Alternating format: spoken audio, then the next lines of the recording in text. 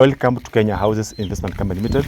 We are on site in Narok here, Narok County, and we are in the process of identifying a point where we can drill water. So here we have our expert who is a hydrogeologist. How are you, sir? I'm good. Yeah, it is Mr. Dixon, and we'd like him to explain about the process of water drilling. Yes, who is first of all, who is a hydrogeologist? A hydrogeologist is an expert, basically who has experience in groundwater. Yes. And tries to identify points where boreholes could be drilled. Yes. How do we identify points where water can be drilled? The process of looking for groundwater is an interaction between groundwater, Yes. catchments, Yes. and basically geophysical properties, whereby we use equipments to identify points, looking at the ground features, and then finally going for a point that actually will yield water. Very good. Okay, if you say you use equipments to identify the points, what are these equipments? The best term to use is groundwater detector. Yes. Basically, we use a thermometer. Yes. And there are many companies that offer such equipments. The one that is normal in the market is called a thermometer. Yes. A thermometer. Okay. And is there any other equipment? Recently, there has been advances in groundwater. There are other equipments which are now digital. Yes. We call them PQWT. Yes. Which picks ground potential. Yes. At certain points that identify point where to be drilled. Yes. Okay. What is the difference between the thermometer and the We have said PQWT. PQWT. What are the differences? The difference is for the thermometer we send current to the ground. Yes. And then for the PQWT we pick the natural potential of the ground. Yes. Yes. Maybe just to use a simple terms, you have said in terms of how you identify the points for drilling water, you have said geographical area and whatever.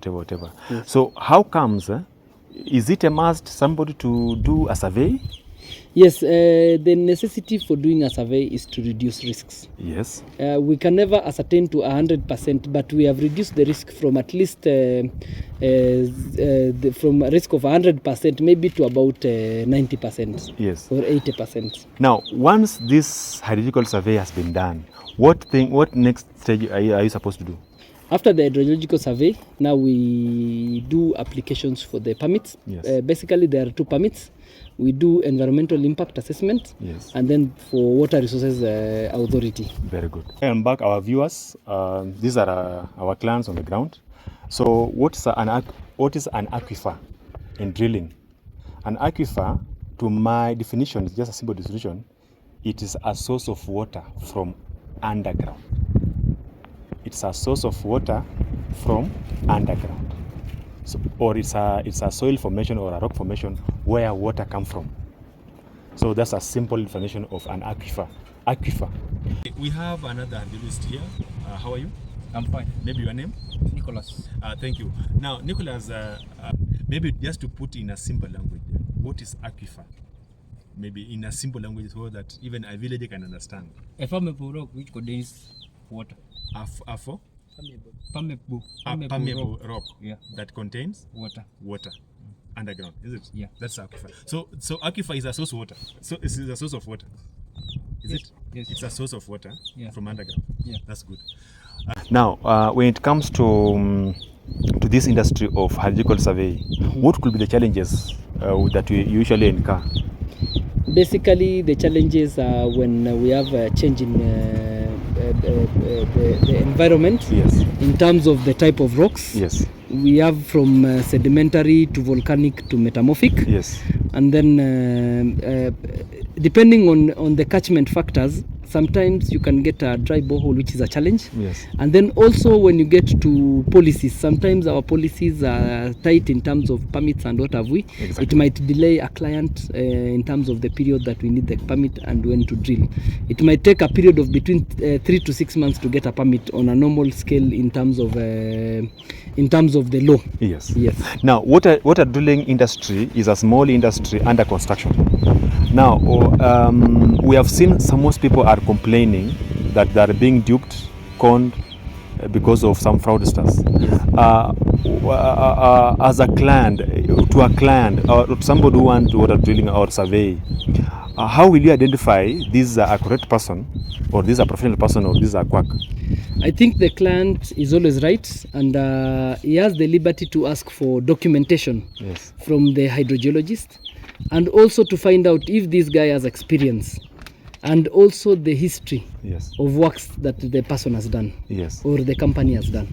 So, what could be advice to the drillers, those people who those companies that are drilling boreholes, and those people that are developing boreholes? What could be advice to them? My advice to the drillers is basically share information to clients. The best thing is to share information as much as you can to the client, Yes. because if you keep the client with information, Yes. it will help the client to know if this is the first step, this is the following step, this is the last step. Yes. I think basically information is the most important thing that the driller should share with the clients. Kwa majina naitwa William Twala, natoka Majimoto location, Osupuko Division, Narok County. Na mimi ni mfanyikazi hapa, huko ni nyumbani. Nauliza swali kwa hii kampuni wanajiita Kenya Houses Investment. Kuwa ya that sometime when you come to drill water, and when you detect where exactly the water you are going to drill, and you come to drill, you may find that it is the correct place to drill. The point is the correct point. Yes. But in the other hand, when it comes to a drilling time, you may not actually get the water exactly at the place of at the place that you pointed it is the right place. Yes. Gharama itakuwa ya nani? Itakuwa ya mteja ama itakuwa ya kampuni ambayo wamekuja wakapima na wakakuja tena kudrill at the same time. Hiyo ni maswali moja. Swali lingine ni nini itakufanya ukose maji na ushapima ni it is the right place ya kupata maji? Naomba unijibu. Sasa, let me try and answer your question. Now, when we get to drilling,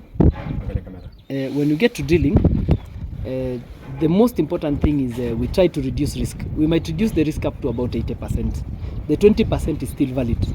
And at some point, we might get water or not get water.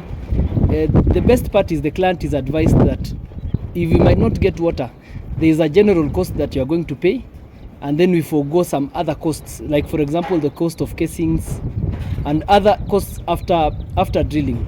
If the depth was drilled up to a point where we find that there is a possibility of getting water slightly deeper, we might decide to discuss with the client and then agree on going slightly deeper to see if we can get more aquifers below the depth that was recommended. On the second question, sometimes you might decide to check a point and decide to say that this is the point that is going to be drilled. We come to that decision based on the other points that we had surveyed, and we choose the best based on the survey that was done. At some point, geology does not change from one point to the other, so you might find results are the same, are nearly the same within the same area. So that is why we come to a certain point, and because I've said you are just reducing risks.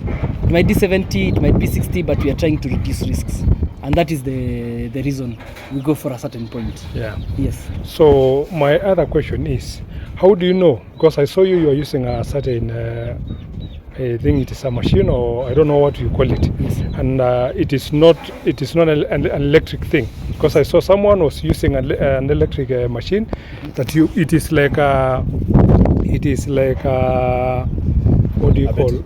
It is not really a battery. I saw you using like something like a tablet. like a tablet. Yes. And I saw you using something like a coil and a battery, a car battery. Yes. How do you know the depth of the water Now before? With the two stickers of Yeah, exactly. Yes, I saw you, and some people actually sometimes goes long way with the other things. So how do you know the depth of the water? Now, when we are doing survey with the machine that I was using, basically the machine is called a thermometer.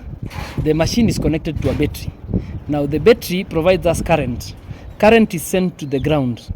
by the cables that you are saying, Yeah. and then being returned by other cables to the machine. Then we get a reading. That reading we plot it on a sheet of paper. We plot curves based on the readings from the machine.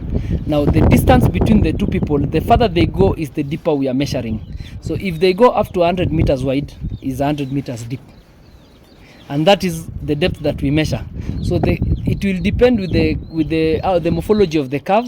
The curve will tell us if it goes 100 meters, if it goes 200 meters, if it goes 50 meters. So it is basically the curve that we draw that tells us the depth of the aquifers. So because I saw you with two cables, Yes. one goes to the right and one goes to the left. Yes. If the one to the right goes 100 and the other one goes to the 100, does that mean that it will be 200 or the same? No, it is 200 divided by 2. So you get 100. You get 100. Yes. Okay. Yes. Thank you so much. Thank you. Yes.